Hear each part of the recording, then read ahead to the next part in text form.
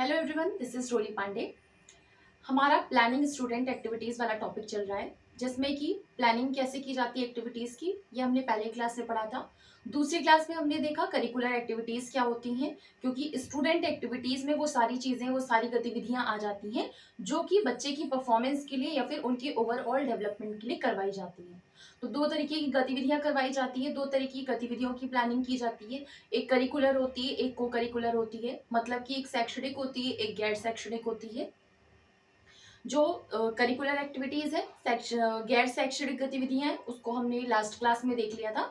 अब आज की क्लास में हम देखेंगे करिकुलर एक्टिविटीज में क्या क्या चीजें आती हैं। करिकुलर एक्टिविटीज में क्या क्या चीजें आती हैं, ठीक है। तो करिकुलर एक्टिविटीज में मतलब शैक्षणिक गतिविधियों में हमको क्या पढ़ना है, ईयरली प्लान क्या होता है, यूनिट प्लान क्या होता है, लेसन प्लान क्या होता है। तो ये सारी चीजें किसके अंतर्गत आती है, पाठ योजना के अंतर्गत आती हैं। तो सबसे पहले यही समझ लेते हैं कि पाठ योजना क्या होती है या फिर स्कीम ऑफ लेसन्स क्या होते हैं।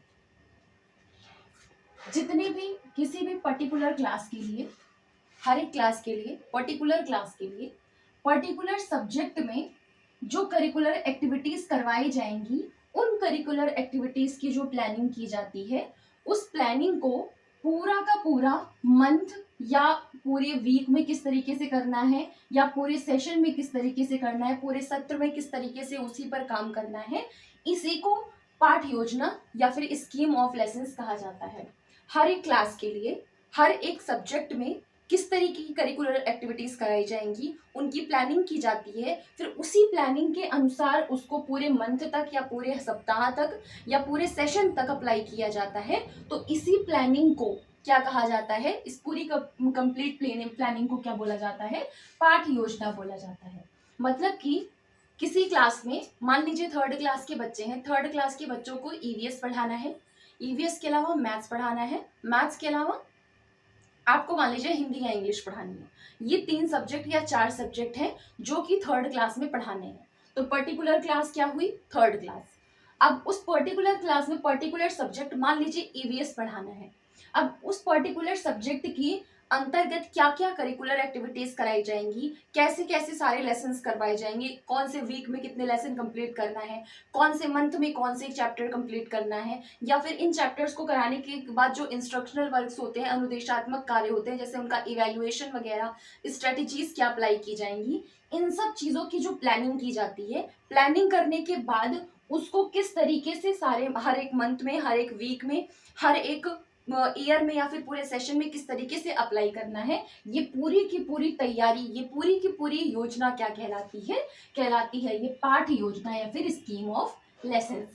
जो पाठ योजना होती है वो सब्जेक्ट स्पेसिफिक होती है, मतलब कि विषय विशिष्ट होती है। दूसरी चीज क्लास स्पेसिफिक होती है, मतलब कि वर्ग विशिष्ट होता है। तीसरा मेजर कंपिटेंस स्पेसिफिक होती है, मतलब कि प्रमुख क्षमता विशिष्ट होती है। मतलब कि जो पाठ योजना बनाई जाती है वो पहली चीज विषय को ध्यान में रख करके बनाई जाती है। मतलब कि कौन सा विषय है, कौन सा सब्जेक्ट है, उस सब्जेक्ट के अकॉर्डिंग पूरी प्लानिंग की जाएगी कि कौन कौन सी एक्टिविटीज करानी है, किस किस तरीके से करानी है, किस तरीके से इवैल्यूएशन कराना है।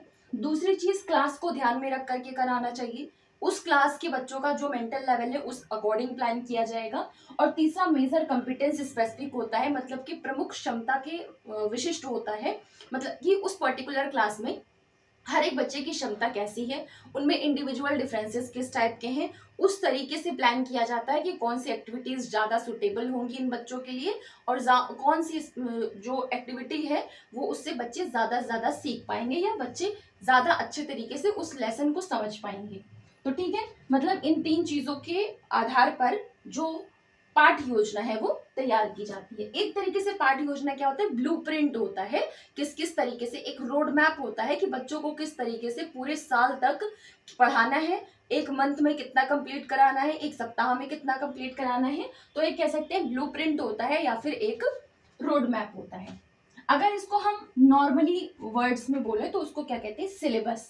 पाठ योजना मतलब सिलेबस किस तरीके से डिजाइन करना है या फिर किस तरीके से पढ़ाना है, उसी को कहते हैं स्कीम ऑफ लेसन्स, पाठ योजना, या फिर आप सिंपली कह सकते हो सिलेबस। ठीक है, इसकी आवश्यकता क्यों है, इसकी जरूरत क्यों है पाठ योजना की, तुरंत जाकर के क्लास में कोई भी चैप्टर पढ़ाना है हम डायरेक्ट जाकर के पढ़ा सकते हैं, या फिर हमको पूरे साल तक किस तरीके से क्या क्या पढ़ाना है हम डायरेक्ट जाकर के पढ़ा सकते हैं। क्या जरूरत है इतनी बड़ी योजना बनाने की? अगर आपको कोई टॉपिक क्लियर नहीं है या फिर कुछ उस कॉन्सेप्ट से रिलेटेड कुछ चीजें ऐसी हैं जिनमें आपको कंफ्यूजन हो जाती है या फिर वहां पे आप अटक जाते हो, वो चीज जब तक आप दोबारा से रिवाइज ना करो आपको समझ में नहीं आता है, तो आप क्लास में जाओगे, बच्चे ऐसे कोई क्वेश्चन पूछ लें जो कि आपको ना आता हो या फिर जहां पर आप कंफ्यूज होते हो, तो जब आप ही को ऑब्जेक्टिव क्लियर नहीं है, आप ही को उद्देश्य क्लियर नहीं है उस पर्टिकुलर कंटेंट का, तो फिर आप बच्चे को कैसे प्रोवाइड करोगे? तो इस वजह से पाठ योजना बनाना जरूरी होता है। दूसरी चीज ये है कि हमको बच्चे की जो मेंटल एबिलिटी है वो पता ही नहीं है, बच्चे में कितनी क्षमता है, मेंटल लेवल क्या है उनका, वो चीज समझने के लिए वो कितने तत्पर हैं, समझ पाएंगे कि नहीं समझ पाएंगे। अगर ये सब हमको पता नहीं, हमने क्लास में स्टार्ट कर दिया पढ़ाना या फिर चले गए पढ़ाने के लिए, तो फिर बच्चे को कुछ समझ में नहीं आएगा, उनके सर के ऊपर से जाएगा। और अगर हमको पता रहेगा तो उस हिसाब से हम मेथड्स डिसाइड कर लेंगे, इन मेथड से उसको पढ़ा देंगे, या फिर उस हिसाब से मटेरियल्स कलेक्ट कर लेंगे कि इन मटेरियल का यूज करके बच्चों को ये चीज हम समझाएंगे, ये चीज बताएंगे। हो सकता है कोई चीज आपको, अगर आपने पाठ योजना नहीं बनाई है तो उसी चीज को आपको पढ़ाने में हो सकता है पूरी क्लास कब बीत गई आपको पता नहीं लगा। नेक्स्ट क्लास आपने पढ़ाना स्टार्ट किया, उसमें आधी क्लास में आपने वही टॉपिक किया और अचानक से दूसरा टॉपिक स्टार्ट कर दिया, तो बच्चों के लिए बहुत ज्यादा कंफ्यूजन हो जाती है, तो उनको समझ में नहीं आता है।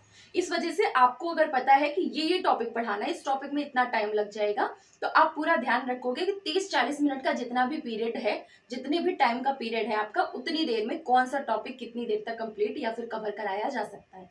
तो इस वजह से बहुत ज्यादा इंपॉर्टेंट होता है पाठ योजना को बनाने के बाद जो पढ़ाना है या फिर टीचिंग लर्निंग जो प्रोसेस है उसको फर्दर प्रोसीड करना। पहली चीज क्या है इसकी आवश्यकता? स्ट्रीमलाइनिंग टीचिंग या फिर इंस्ट्रक्शनल एक्टिविटीज, मतलब कि जितनी भी टीचिंग एक्टिविटीज आपको करानी है, मतलब कि शिक्षण से रिलेटेड जितनी गतिविधियां करानी है, जो इंस्ट्रक्शनल एक्टिविटीज करानी है, अनुदेशात्मक गतिविधियां करानी है, जैसे कि इवेल्युएशन करना है, असेसमेंट करना है, तो ये सारी चीजें हैं। इन दोनों ही चीजों की स्ट्रीमलाइनिंग के लिए पाठ्य योजना तैयार की जाती है। स्ट्रीमलाइनिंग मतलब उनको सुव्यवस्थित करने के लिए। पढ़ाना तो सिलेबस है ही है, लेकिन उस सिलेबस को प्रॉपर तरीके से कौन से महीने में कितना पढ़ा देना है, कौन से सप्ताह में कितना पढ़ा देना है, कितने पीरियड में कितना पढ़ा देना है, एक लेसन को पढ़ाने में कितना टाइम लग रहा है, अगर इसको पूरी तरीके से पहले ही व्यवस्थित कर लिया जाएगा तो जो पढ़ाना है वो टाइमली भी हो पाएगा और सक्सेसफुल भी हो पाएगा। मतलब कि दूसरी इसकी आवश्यकता क्या है पाठ्य योजना की, कि टाइमली और सक्सेसफुल कंप्लीशन हो जाता है टीचिंग और लर्निंग दोनों का। पढ़ाने का भी टाइम से आप पढ़ा सकते हैं, टाइम से कंप्लीट करा लेंगे और सफलतापूर्वक आप कंप्लीट करा लेंगे, और लर्निंग भी अच्छी हो जाएगी, मतलब समय से बच्चे सीख जाएंगे, समझ जाएंगे और सफलतापूर्वक उनके अंदर कॉन्सेप्ट जो है वो डिलीवर हो जाएगा। इससे क्या होता है? इफेक्टिव कंडक्शन होता है टॉपिक्स का, लेसन्स का, चैप्टर्स का, यूनिट्स का, मतलब कि प्रभावी संचालन हो पाता है जो भी चीज आप उनको पढ़ा रहे हो या जो भी उनका सिलेबस है। एक तरीके का रोड मैप होता है जो कि सिस्टमैटिक और इफेक्टिव आउटकम देता है अगर पाठ्य योजना बनाई जाए। पाठ्य योजना क्या है? एक तरीके का रोड मैप है। तो ये रोड मैप किस तरीके से हेल्प करेगा? जो भी चीज, जो भी सिलेबस बच्चों को पढ़ाना है वो इफेक्टिव तरीके से, प्रभावी रूप से बच्चे सीख पाए, और दूसरा सिस्टमैटिक और व्यवस्थित रूप से उनको समझ में आए। अब मान लीजिए एक यूनिट में, जो एक पर्टिकुलर यूनिट है वो किस तरीके से डिसाइड की जाती है? किसी यूनिट में मान लीजिए 5 लेसन है, अभी हम पढ़ेंगे ईयरली योजना कैसे बनाई जाती है और यूनिट वाइज यूनिट प्लान क्या होता है, लेसन प्लान क्या होता है। एक यूनिट में 5 लेसन होता है, मान लीजिए, आपको पता है, आपने पढ़ी होंगी क्लासेस में, देखा होगा, एक यूनिट 5-6 यूनिट होती है और हर यूनिट में 2-3 चैप्टर, 5-6 चैप्टर इस तरीके से होता है। तो ये जो यूनिट में ये जो चैप्टर्स डिसाइड किए जाते हैं ये किस बेसिस पे किए जाते हैं?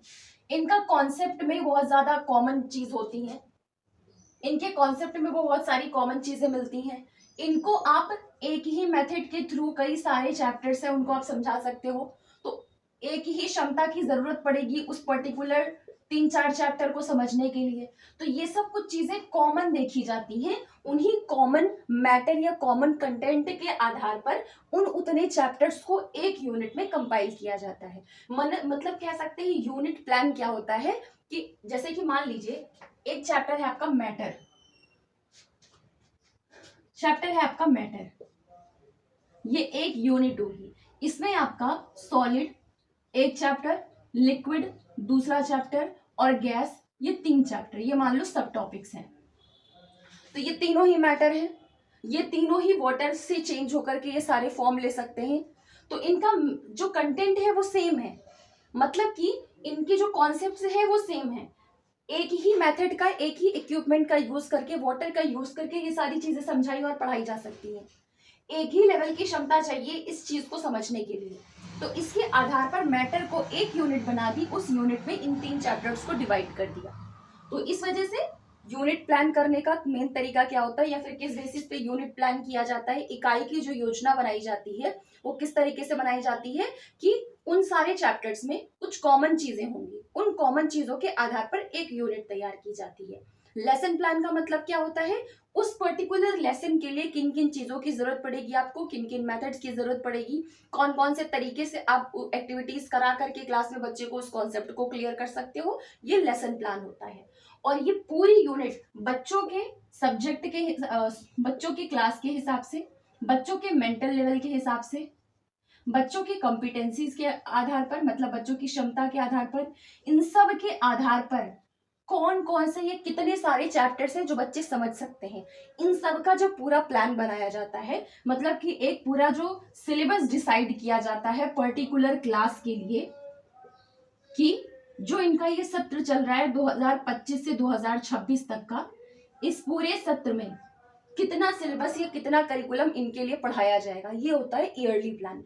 मतलब कि पहले से डिसाइड कर लिया जाता है इस पर्टिकुलर क्लास के लिए, इस पर्टिकुलर सब्जेक्ट में क्या क्या कंटेंट, क्या क्या चीजें हैं जो कि बच्चों को पढ़ाने योग्य हैं, उस हिसाब से सिलेबस डिजाइन किया जाता है। तो वो पूरा जो सिलेबस एक पर्टिकुलर क्लास के लिए बनाया जाता है वो क्या होता है, आपका ईयरली प्लान उस पर्टिकुलर क्लास के लिए। ठीक है, तो ये हो गया ईयरली प्लान। सारे कॉमन चैप्टर्स के बेसिस पर एक पर्टिकुलर यूनिट कंप्लीट की जाती है या यूनिट तैयार की जाती है, वो होता है यूनिट प्लान। हर एक लेसन में आप किस तरीके से बच्चों को पढ़ाएंगे, कितने टाइम में पढ़ाएंगे, कितने वीक में उसको आपको कंप्लीट करा देना है, कौन कौन की स्ट्रेटेजीज की हेल्प से उसको कंप्लीट कराना है, ये होता है आपका लेसन प्लान। ठीक है, अब वन बाय वन एक एक करके समझ लेते हैं। एक चीज और समझिए कि type of scheme of lesson पूछ लिया जाए, कितने तरीके की पाठ योजना तैयार की जा सकती है, तो पहला होता है मंथली स्कीम ऑफ लेसन और दूसरा होता है आपका ईयरली स्कीम ऑफ लेसन।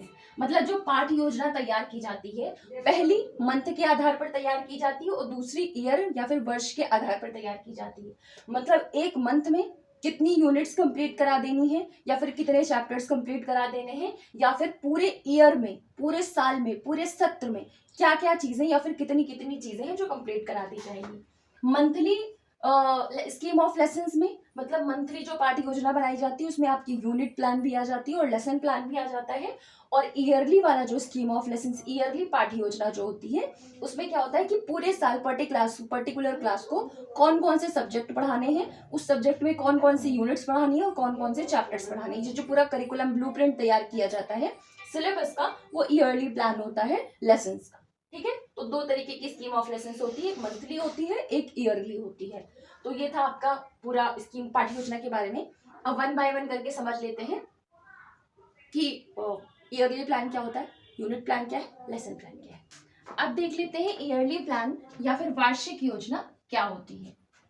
सबसे पहले फर्स्ट पॉइंट क्या है हमारा, करिकुलम में जो भी करिकुलर एक्टिविटीज कराई जाएंगी, जो भी को करिकुलर एक्टिविटीज कराएंगी, जो भी इवेंट्स कराए जाएंगे, जो भी ट्रिप्स कराई जाएंगी, हर एक चीज की पूरे साल तक, पूरा जो एकेडमिक ईयर है उस पूरे सत्र तक कौन कौन सी चीजें कब कब कराएंगी और कराई जाएंगी और कितने टाइम में कराई जाएंगी, वो सारी चीजों का जो ओवरव्यू है, मतलब कि पूरे कोर्स का जो ओवरव्यू है करिकुलम में, उसी को कहा जाता है एनुअल प्लान या फिर ईयरली प्लान या फिर वार्षिक योजना। इसको ईयरली प्लान भी कहते हैं और एनुअल प्लान भी कह सकते हैं।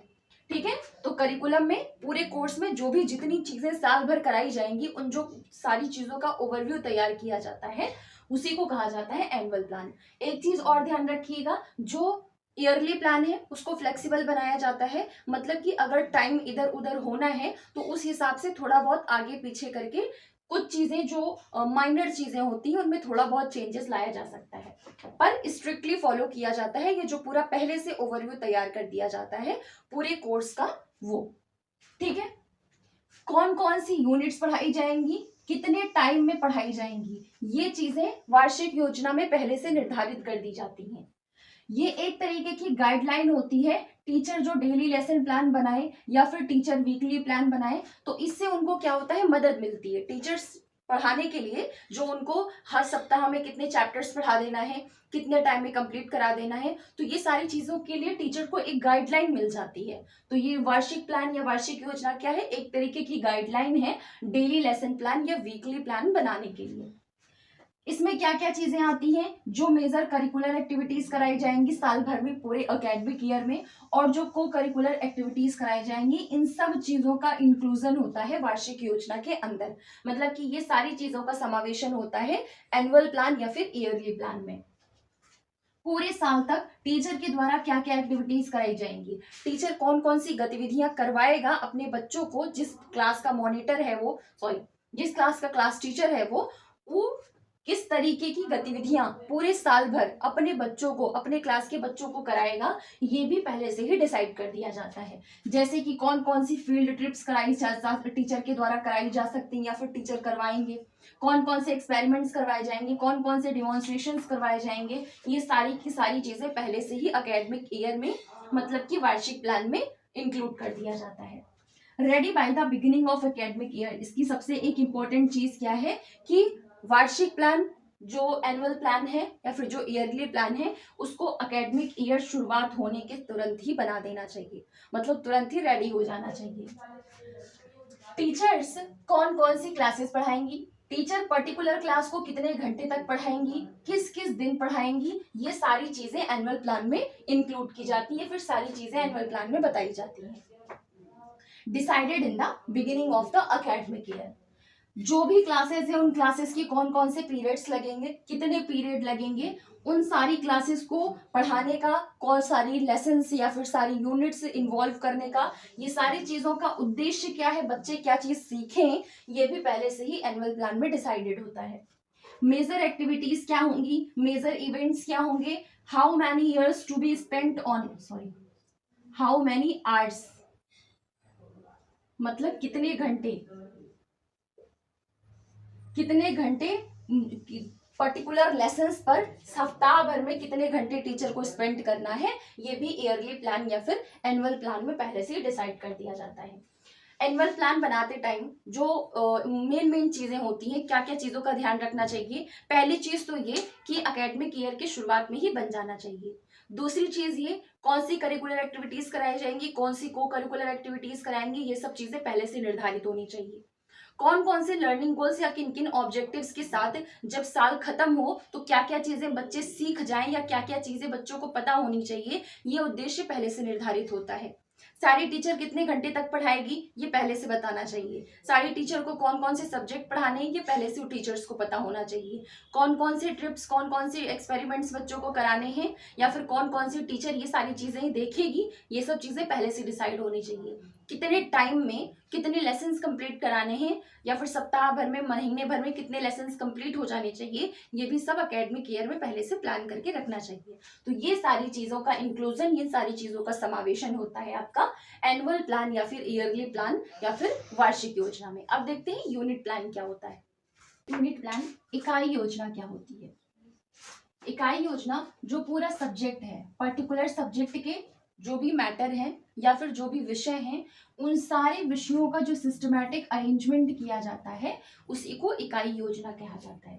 या फिर कह सकते हैं लर्निंग एक्टिविटीज, जितनी भी अधिगम से रिलेटेड गतिविधियां हैं, उन गतिविधियों का सिलेक्शन किस तरीके से किया जाता है, या फिर अगर जब अधिगम से रिलेटेड जो भी गतिविधियां हैं, उन गतिविधियों का जो चयन है उसको प्रॉपरली किया जाता है, तब वो भी आपका इकाई योजना के ही अंतर्गत आता है।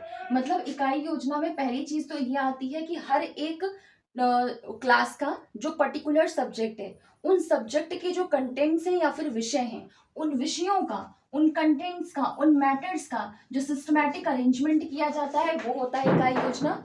और उन सब्जेक्ट मैटर के लिए जो लर्निंग एक्टिविटीज, जो अधिगम गतिविधियां डिसाइड की जाती हैं, उनका चयन प्रॉपरली किया जाए, ये भी आपका इकाई योजना में आता है। तो इकाई योजना, पहली चीज सब्जेक्ट मैटर का सिस्टमैटिक अरेंजमेंट या व्यवस्थित तरीके से उनका जो संगठन करना है वो होता है इकाई योजना। और प्रॉपर सिलेक्शन अगर किया जाए, सही तरीके से चयन किया जाए किस चीज का, लर्निंग एक्टिविटीज का, तो वो इकाई योजना होगी। ठीक है। इकाई योजना में टाइम डिसाइडेड होता है, या फिर जो स्पैन है, समय कितना लगना चाहिए उस पर्टिकुलर यूनिट को कंप्लीट करने के लिए, ये पहले से डिसाइड कर लिया जाता है। मतलब कि जो पर्टिकुलर यूनिट है, एक यूनिट है, उसको कंप्लीट करने में या तो कुछ दिन का समय लगना चाहिए या फिर एक हफ्ते का समय लगना चाहिए। इस तरीके से यूनिट की प्लानिंग की जाती है। इसमें जैसे लेसन प्लान में होता है, जैसे पाठ योजना में होता है कि हर एक पाठ को किसी न किसी उद्देश्य के साथ पढ़ाया जाता है कि ये चैप्टर कंप्लीट करने के बाद बच्चे को ये चीजें समझ में आ गई होनी चाहिए। तो स्पेसिफिक ऑब्जेक्ट और टाइमलाइन, जैसा कि लेसन प्लान में होता है वैसे ही स्पेसिफिक ऑब्जेक्ट और टाइमलाइन यूनिट प्लान में भी होता है। जैसे कि कोई चैप्टर है, उसको आप एक पीरियड में खत्म कर सकते हो, ये हुआ लेसन प्लान के लिए। लेकिन कोई यूनिट है, उसको एक हफ्ते में खत्म कर देनी है, ये टाइमलाइन हुआ यूनिट प्लान के लिए। ऐसे ही कोई चैप्टर आपने पढ़ाया, तो मान लीजिए कोई ईवीएस का चैप्टर आपने पढ़ाया और चैप्टर खत्म करने के बाद कुछ टर्म्स है, जैसे फोटोसिंथेसिस है या फिर ऑटोट्रॉफ्स है, हेटरोट्रॉफ्स है और ओमनीवोरस है, हर्बीवोरस है, ये सारे कॉन्सेप्ट बच्चों के क्लियर होनी चाहिए। मतलब हम एक उद्देश्य के साथ उस चैप्टर को हमने बच्चे को पढ़ाया है। ठीक है। तो ऐसे इसके साथ भी है कि एक यूनिट कंप्लीट हो तो ये सारे जितने मैटर्स हैं, जो कंटेंट्स हैं, जो विषय हैं, ये बच्चों को पता होना चाहिए।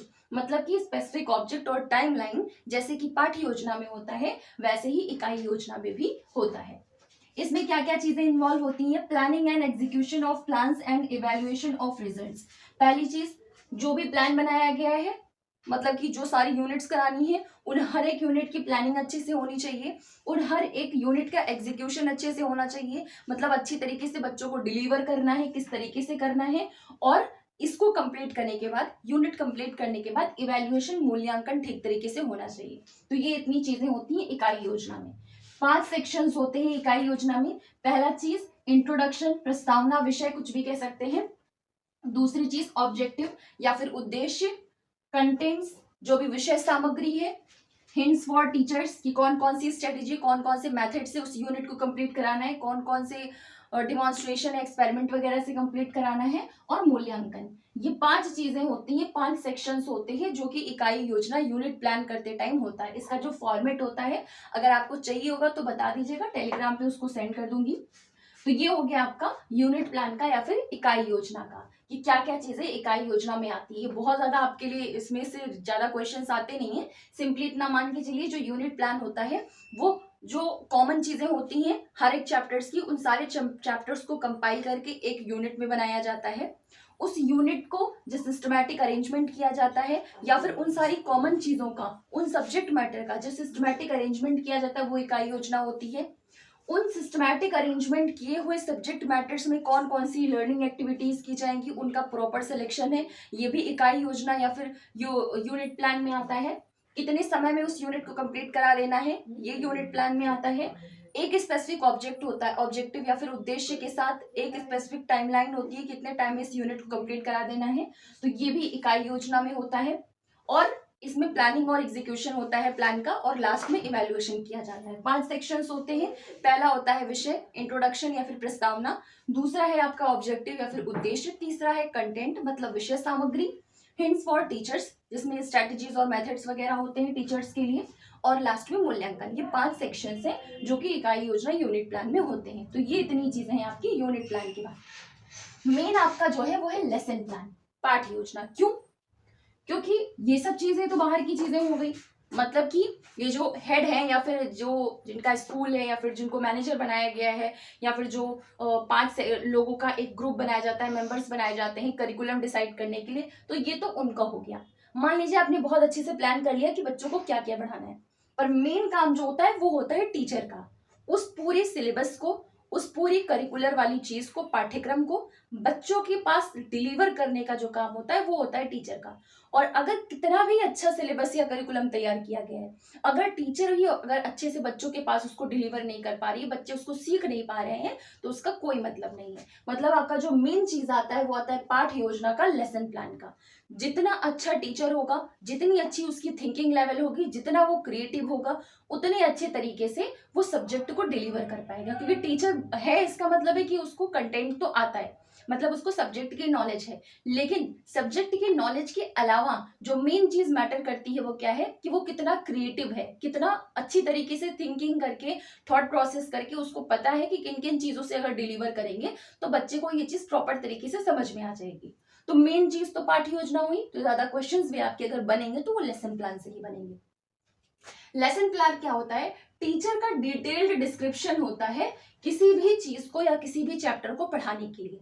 कह सकते हैं एक तरीके से लर्निंग ट्रेजेक्ट्री है लेसन की। मतलब कि ट्रेजेक्ट्री मतलब होता है पाथ, ट्रेजेक्ट्री मतलब होता है पाथ, मतलब किस तरीके से किस लेसन को पढ़ाना है, कैसे इंट्रोड्यूस करना है, इंट्रोड्यूस करने के बाद किस तरीके से बच्चों के प्रीवियस नॉलेज से उसको जोड़कर देखना है, बच्चों के इंडिविजुअल डिफरेंसेस को ध्यान में रखते हुए किस तरीके से उसको एक्सप्लेन करना है, बच्चों के डाइवर्सिटी को लेकर के या फिर डाइवर्सिटी को देख, डाइवर्स बैकग्राउंड को देखते हुए किस तरीके से बच्चे को उस चीज को समझानी है, पीयर लर्निंग करा करके या फिर ग्रुप में उस चीज को कैसे डिलीवर करना है, किन एक्टिविटीज का या फिर किन मटेरियल्स का यूज करके उसको और अच्छे ढंग से बच्चों को समझाया जा सकता है।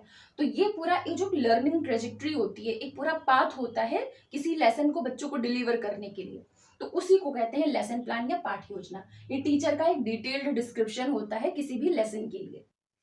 ठीक है। एक गाइड तैयार करता है टीचर अपने खुद के लिए कि वो किस तरीके से अलग अलग लर्नर्स को डील करेगी। क्योंकि अलग अलग लर्नर का मतलब क्या हुआ? इंडिविजुअल डिफरेंसेस है हर एक बच्चे में। हर एक बच्चे का मेंटल लेवल अलग है, हर एक बच्चे की बुद्धि इंटेलिजेंस अलग है, हर एक बच्चे की थिंकिंग अलग है, हर एक बच्चा कोई इंटरनली मोटिवेटेड है, किसी को एक्सटर्नली मोटिवेट करना पड़ता है, एक्सट्रिंसिक मोटिवेशन देना पड़ता है।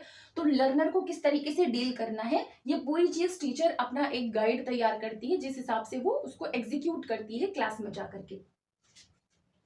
एक गोल पहले से निश्चित करती है, एक उद्देश्य के साथ क्लास में एंटर करती है कि इस चैप्टर को इन इन चीजों को बच्चों को इस तरीके से एक्सप्लेन करना है और ये बच्चे क्लास खत्म होने तक समझ जाएं। तो एक गोल के साथ एंटर करती है क्लास में, या फिर एक गोल के साथ लेसन प्लान को या फिर लेसन को प्लान करती है, पाठ की योजना बनाती है और फिर उसको किस तरीके से अचीव करना है इसको प्लान करती है।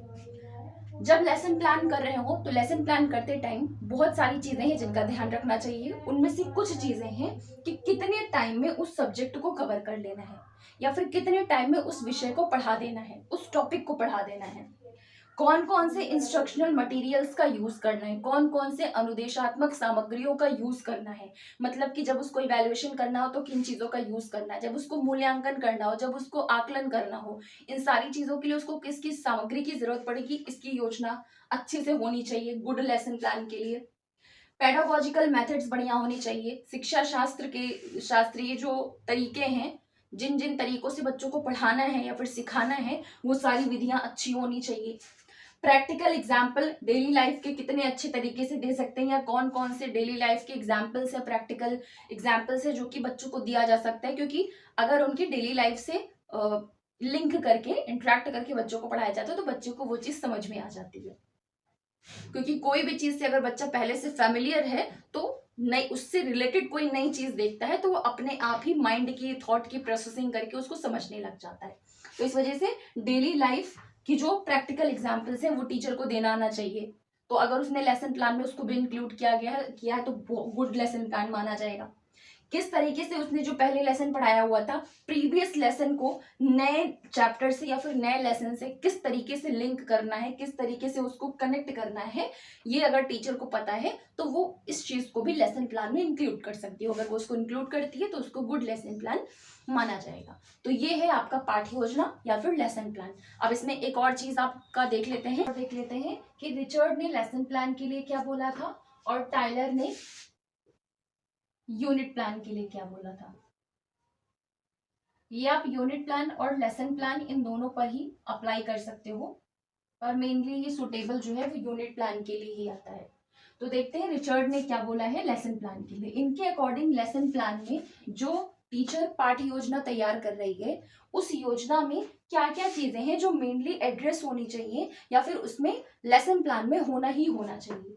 पहली चीज, टीचर को जो पढ़ाना है, जो कॉन्सेप्ट पढ़ाने हैं, उस कॉन्सेप्ट का मेंशन होना चाहिए, मतलब वो कॉन्सेप्ट मेंशन होना चाहिए कि ये चीज है जो कि पढ़ानी है।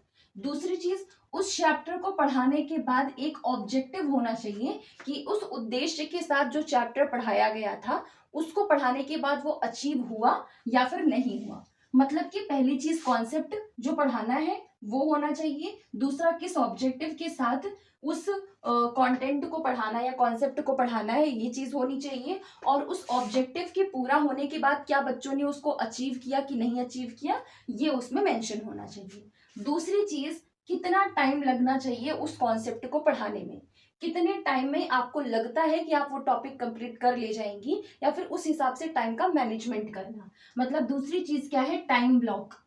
तीसरा क्या है, प्रोसीजर। आप उस कॉन्सेप्ट को पढ़ाने के लिए जिन जिन इंस्ट्रक्शनल चीजों का यूज करें या फिर जिन जिन चीजों का यूज करें उनको समझाने के लिए, एक्सप्लेन करने के लिए, जिन जिन मेथड्स का, तो वो सारे प्रोसीजर्स मेंशन होने चाहिए। मतलब कि कौन कौन से तरीकों से आप उनको चीजें समझाएंगी और बताएंगी। इसके अलावा बोथ, चाहे टीचर हो चाहे लर्नर हो, चाहे शिक्षक हो या फिर शिक्षण अधिगम करता हो, दोनों को जिन जिन मटेरियल्स की जरूरत पड़े उन मटेरियल्स का मेंशन होना चाहिए कि ये चीजों की जरूरत पड़ेगी क्लास में इस कॉन्सेप्ट को पढ़ाने के टाइम। ठीक है। इंडिपेंडेंट प्रैक्टिस होनी चाहिए बच्चों की। आपने पढ़ा दिया कॉन्सेप्ट, पूरा एक्सप्लेन कर दिया, एक्सप्लेन करने के बाद बच्चों को उस टास्क से रिलेटेड या फिर उस कॉन्सेप्ट से रिलेटेड कुछ आप इंडिपेंडेंट प्रैक्टिसेस दीजिए जिससे कि बच्चा अपने आप से करे, उसमें आपका कोई हस्तक्षेप ना रहे। फिर आप उसको चेक करिए, फिर इवेलुएट करिए कि हाँ बच्चे को क्या क्या चीजें थी या कहाँ कहाँ कुछ चीजें ऐसी थी जो बच्चों को नहीं समझ में आई। मतलब एज अ टेस्ट मत लीजिए, बस केवल नॉर्मल एक गेम की तरह या फिर प्रैक्टिस की तरह करवाइए। लास्ट में कुछ क्वेश्चंस हैं उनको मेंशन करके रखिए कि ये मेन क्वेश्चंस हैं, कॉन्सेप्ट कंप्लीट होने के बाद, प्रैक्टिस करवाने के बाद बच्चे से पूछना ही पूछना है। ये किस चीज के लिए है, बच्चे के इवेल्युएशन के लिए। वो क्वेश्चंस जो है वो किस चीज पर होने चाहिए, बच्चों की अंडरस्टैंडिंग चेक करने के लिए कि उनको कितना समझ में आया, उनका एप्लीकेशन चेक करने के लिए कि बच्चा अगर रियल लाइफ में इस कॉन्सेप्ट से रिलेटेड कोई चीज आए तो उसको अप्लाई कर पाएंगे कि नहीं कर पाएंगे, और तीसरी चीज इवेल्युएशन करने के लिए कि बच्चे का मूल्यांकन करके देखिए कि उनको क्या समझ में आया क्या नहीं आया। रिवाइज कर लेते हैं, रिचर्ड ने लेसन प्लान में क्या क्या चीजें एड्रेस करने को बोली हैं।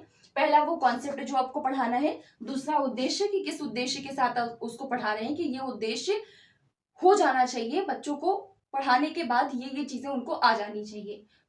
दूसरा, कितने टाइम में वो कॉन्सेप्ट कंप्लीट हो जाना चाहिए। तीसरा, किन किन प्रोसीजर्स से आप उनको उस कॉन्सेप्ट को पढ़ाने वाले हैं।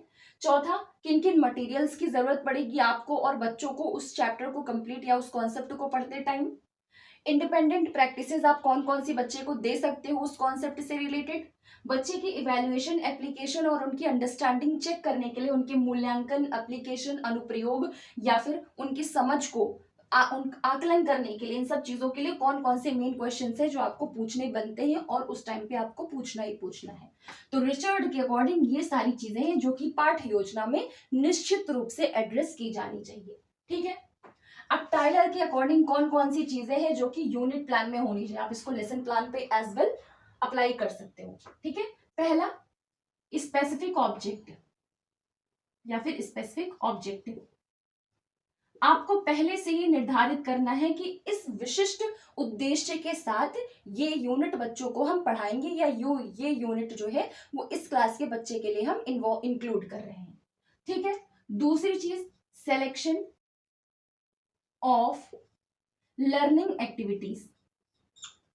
जिस ऑब्जेक्टिव के साथ आपने उन सारी यूनिट्स को इंक्लूड किया है उन सारी इकाइयों में कौन कौन सी लर्निंग एक्टिविटीज करवाई जा सकती हैं जिससे बच्चे को और अच्छे से वो चीजें समझ में आए, या फिर उस उद्देश्य को पाने के लिए कौन कौन सी लर्निंग एक्टिविटीज करानी चाहिए, इसका चयन करना, ये दूसरा स्टेप है।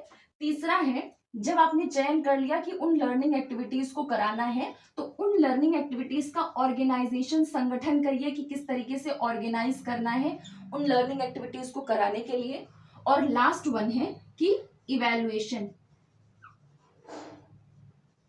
स्पेसिफिक इवैल्यूएशन होना चाहिए उस पूरी की पूरी प्रोसीजर का। आप टेस्ट लीजिए, आप उनको प्रैक्टिसेस कराइए, आप कोई भी चीज करवाइए, पर ये सारी चीजों का एक अच्छे तरीके से, एक विशिष्ट तरीके से मूल्यांकन इस पूरी प्रोसीजर का होना चाहिए।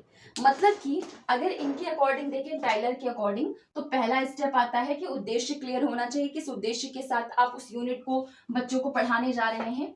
उस उद्देश्य को पूरा करने के लिए कौन कौन सी लर्निंग एक्टिविटीज कराई जा सकती है, उनका चयन करिए।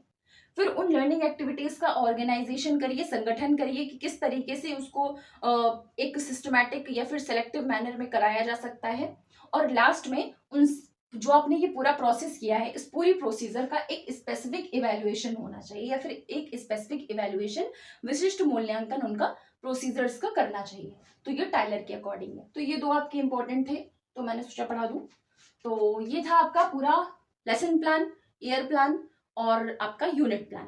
तो ये आपका टॉपिक कंप्लीट हो गया है। अब कल की क्लास में हम स्टार्ट करेंगे करिकुलम, और करिकुलम में जो आपका केवीएस में मेंशन है मेनली कि ये करिकुलम आएगा, हम सिर्फ उन्हीं करिकुलम को ज्यादा डीप में पढ़ेंगे, बाकी ऊपर ऊपर से समझ लेंगे कि कौन सा करिकुलम कौन सा क्या होता है। तो मिलते हैं नेक्स्ट वीडियो में। Thank you.